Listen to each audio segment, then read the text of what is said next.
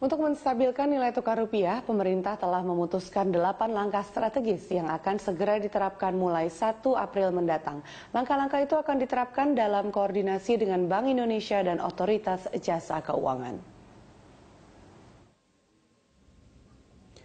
Pemerintah akhirnya merespons kekhawatiran masyarakat terhadap depresiasi rupiah ketika sudah menembus level 13.200 per dolar Amerika. Meskipun depresiasi yang terjadi saat ini dinilai masih wajar dengan kondisi fundamental ekonomi yang bagus. Langkah cepat yang ditempuh pemerintah antara lain menegakkan kewajiban menggunakan rupiah dalam semua transaksi di dalam negeri sesuai amanat Undang-Undang Nomor 7 Tahun 2011 tentang mata uang.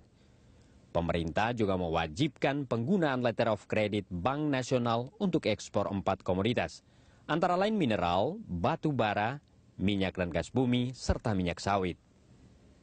Selain itu, pemerintah juga menerapkan bea masuk anti-dumping sementara dan bea masuk tindakan pengaman sementara terhadap barang yang terindikasi dumping. Di sisi lain, pemerintah memberikan keringanan pajak untuk perusahaan dan sektor industri tertentu, membentuk BUMN reasuransi besar, serta memperbaiki sistem remitasi untuk memudahkan arus masuk pendapatan orang Indonesia yang bekerja di luar negeri ke dalam sistem perdagangan dalam negeri.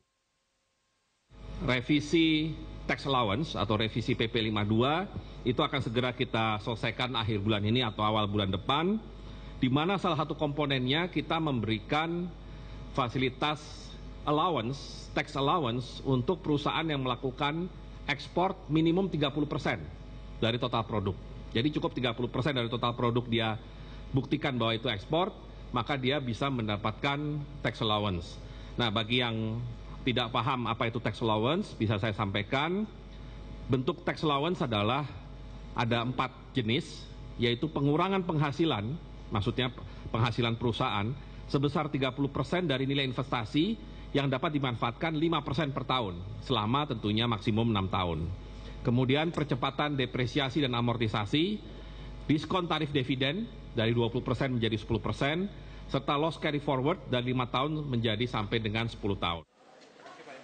Sementara Bank Indonesia berjanji akan menjaga stabilitas nilai tukar rupiah pada kisaran plus minus 3 hingga 5% di atas dan di bawah target APBNP 2015 sebesar 12.500 per dolar Amerika. Dengan demikian, Bank Indonesia menilai pergerakan rupiah pada kisaran 13.200 per dolar Amerika masih dalam kisaran yang wajar dan terkendali. Bank Indonesia akan terus memastikan bahwa nilai tukar itu akan tetap bergerak stabil sesuai dengan fundamentalnya. Kalau memang ada beberapa pelemahan-pelemahan yang tertata, yang gradual, tidak menimbulkan panik.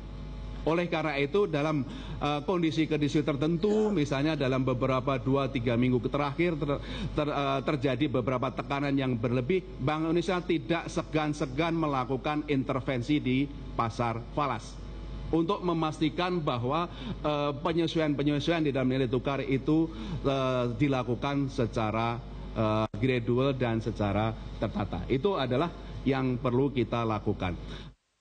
Jika dihitung sejak awal tahun hingga 11 Maret 2015, rupiah sudah terdepresiasi sebesar 5,86% ke posisi 13.200 per dolar.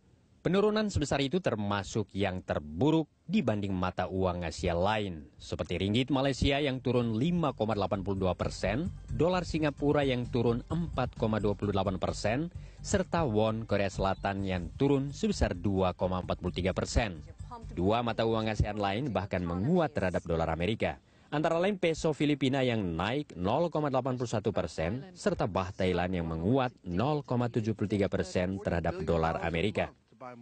Tim Liputan, Berita 1, Jakarta.